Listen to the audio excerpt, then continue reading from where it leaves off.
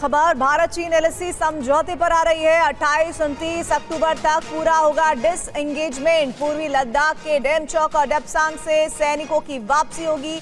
पुरानी पोजीशंस पर वापस लौट जाएंगे जवान। अक्टूबर के अंत तक पेट्रोलिंग भी शुरू हो सकती है।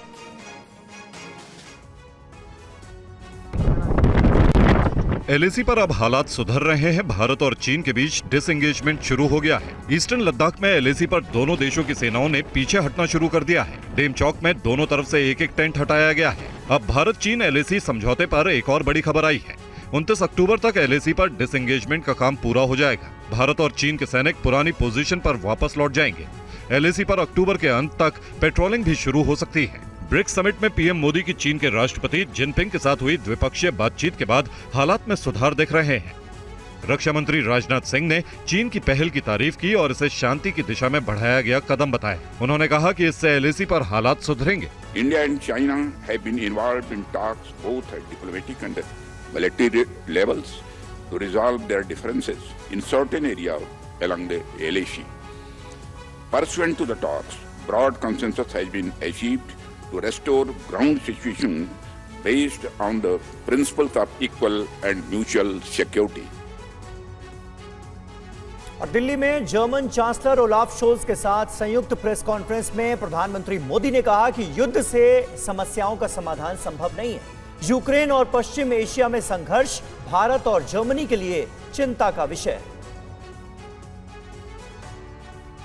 यूक्रेन और पश्चिम एशिया में चल रहे संघर्ष हम दोनों के लिए चिंता के विषय है।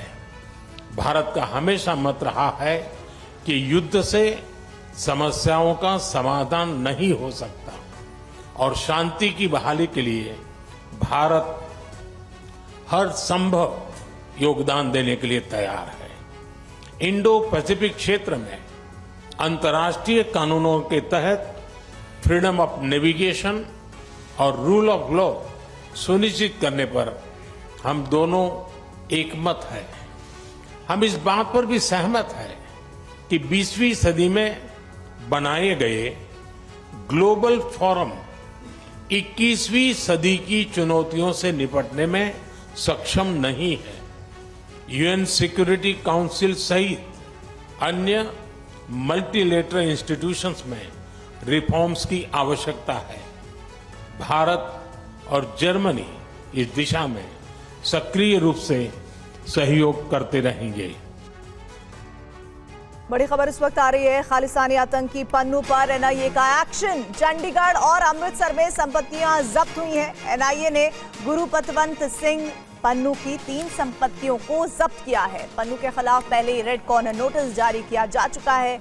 हमारे साथ हमारे सहयोगी इस खबर पर जितेंद्र शर्मा जुड़े हैं। एनआईए ने 3 संपत्तियों को अभी तक जब्त किया है। जितेंद्र, और क्या डिटेल्स आ रही हैं, क्योंकि पहले से ही रेड कॉर्नर जारी था पन्नू के खिलाफ? जी बिल्कुल, देखिए खालिस्तानी आतंकी गुरु पतवंत सिंह पन्नू के खिलाफ एक बड़ी कार्रवाई एनआईए की तरफ से की गई है। एनआईए ने उसकी 3 संपत्तियों को कुर्क किया है। ये संपत्ति एक चंडीगढ़ में है फ्लैट, जिसका 1/4 हिस्सा कुर्क किया गया। इसके अलावा अमृतसर में 2 जमीनें हैं जिनको कुर्क किया गया। करोड़ों की इनकी कीमत आंकी जा रही है। तो कहा जा सकता है कि पन्नू के खिलाफ एक बड़ी कार्रवाई जांच एजेंसी एनआईए की तरफ से की गई है। इसके अलावा पन्नू की कुछ और जो प्रॉपर्टीज है या फिर क्या कुछ आय से अपराध से अर्जित आय का कुछ हिस्सा है, जिसके बारे में जांच एजेंसी को पता चला और उसके खिलाफ भी जल्द कार्रवाई की जाएगी। जी शुक्रिया आपका इस जानकारी के लिए।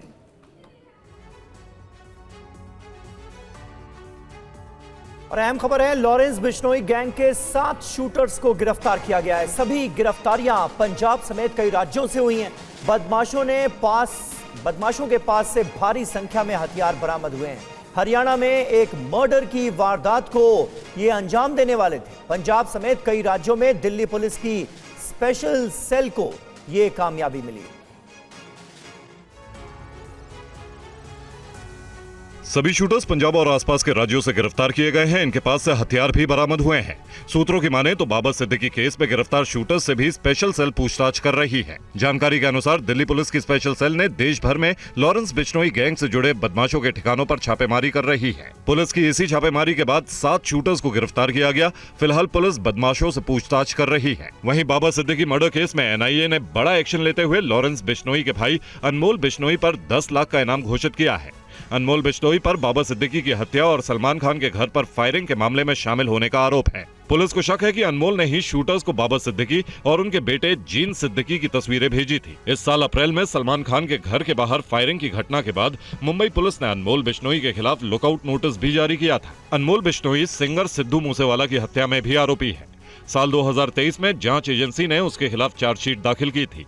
रिपोर्ट के मुताबिक वो फर्जी पासपोर्ट बनाकर देश से भाग गया।